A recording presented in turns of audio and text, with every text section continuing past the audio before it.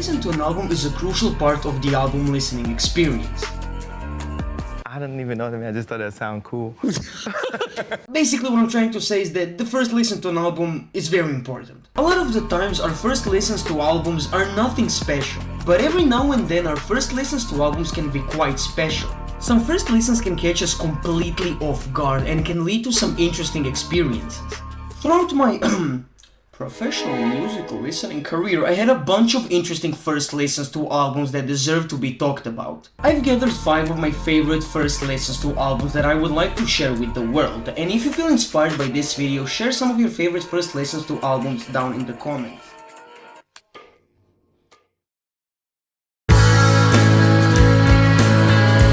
My first listen to Souvlaki was the most recent one on this list, and that's why I would like to start with it.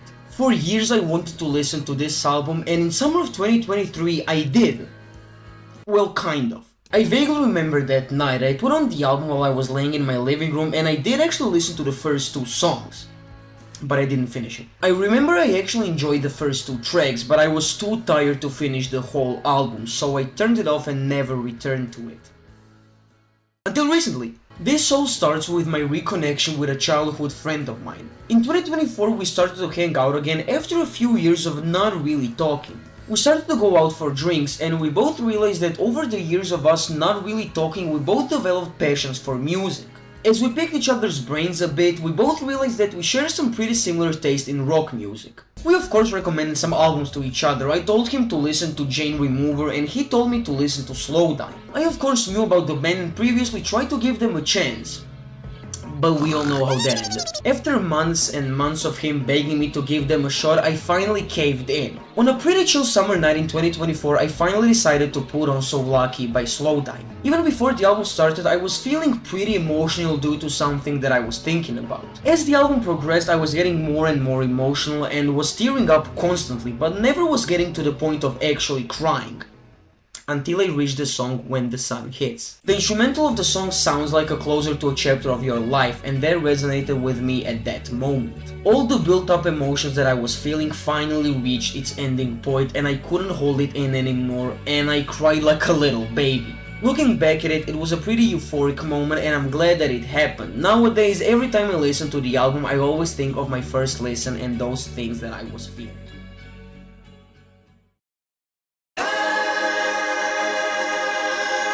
As of me making this video, it's been about a year since Travis Scott released his highly anticipated album Utopia. For weeks at this point, my TikTok For You page has been flooded with videos about the rollout for the album. I'll try to put a few of them on screen to show you what I mean, but these videos had me really thinking about my first listen to Travis's latest project. I still remember it like it was yesterday. I remember going to sleep so jittery and excited that when I wake up, Utopia will finally be released. When I woke up, I didn't look at my phone, I didn't talk to anybody, I immediately turned on my laptop, typed in Utopia and clicked play.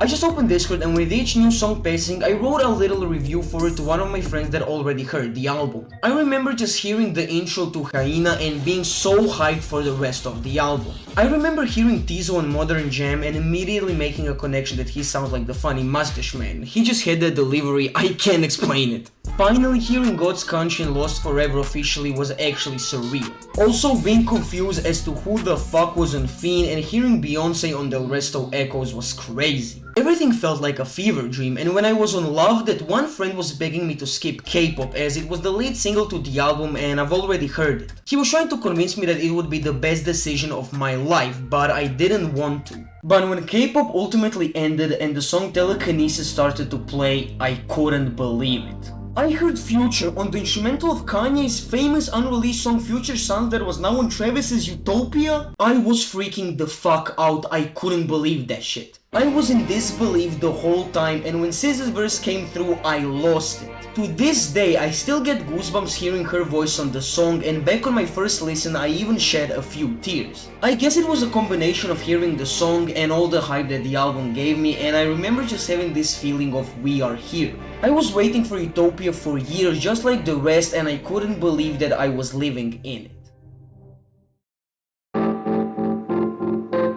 I need to preface this with, I swear I've never done drugs. My first listen with Duster's 2000 record Contemporary Movement still feels surreal to me. I remember I was talking to someone through Snapchat and I was so tired and I just had to get off. I remember saying to them that I needed to go and catch some Z's or else I'm gonna die. I turned off my phone and I remember I still had my laptop open, so for whatever reason I just put this album on. I heard that it was a pretty chill record as it's slowcore, so I was like, why not?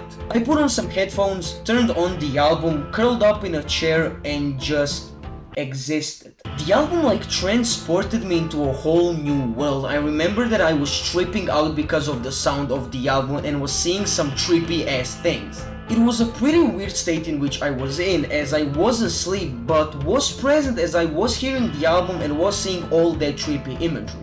It was truly a surreal experience that I don't know if I will ever have the privilege of having. As when I woke up, I felt rested but I could still recall what I experienced. A truly one-of-a-kind first listen to an album that I will never forget.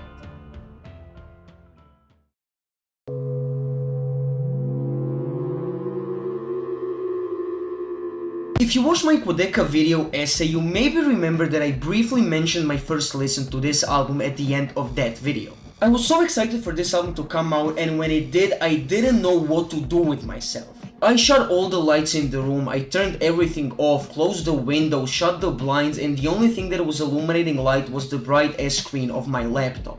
I remember I connected to my laptop with my wireless headphones and for the entirety of the album paced up and down my room. I was jumping around out of excitement. I couldn't believe what Benjamin Lasky cooked up. I was so overwhelmed with emotions that I didn't know what to do with myself. I was so happy that the album was finally out. It was this really euphoric feeling that I can't describe. Not enough adjectives exist for that shit. I remember when I first heard House Settling with Danny Brown, and the sheer amount of energy that went through me was insane. I remember I even cried a few points in the tracklist, which is a common theme with these listens if you couldn't tell. I will just always be thankful for artists like Quadeca for creating these albums that you can get lost in because of the sheer amount of textures and world building that goes on in them.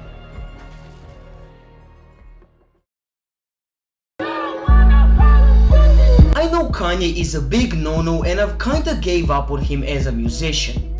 Until the hype for his next project hits. But my first listen to Vultures was pretty legendary and unforgettable. I remember that it dropped randomly and I was so hyped, but I couldn't listen to it as it wasn't on Spotify for a while. I remember that I listened to JPEG Mafia's LP instead as Vultures wasn't on Spotify.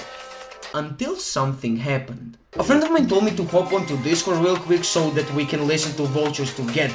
I wasn't sure how we were gonna listen to it, but I hopped onto Discord regardless. And from when I joined the call, we spent about 30 minutes scouring the internet for any download link for the album and we couldn't find any. We were fully ready to give up until he had enough of it. Bro literally got so impatient he signed up to Tidal so we can listen to the album. I still remember when Stars started to play, we were glazing the shit out of as soon as that song ended. I remember how much we freaked out at the beat switch to do it. I remember how much we were laughing to that fucking Brazilian funk sample of fucking Paperwork and how much we were vibing to Fuck Some. And yeah, the homie was maybe under the influence, but he was still present, I swear. I literally had goosebumps listening to Good Don't Die, and a few songs later we were both dying listening to King. Because the chorus of that song is still and was so funny and just goofy and so unserious. I know this album is very polarizing in the online music community, but I like it and my first listen to it was legendary and quite unforgettable.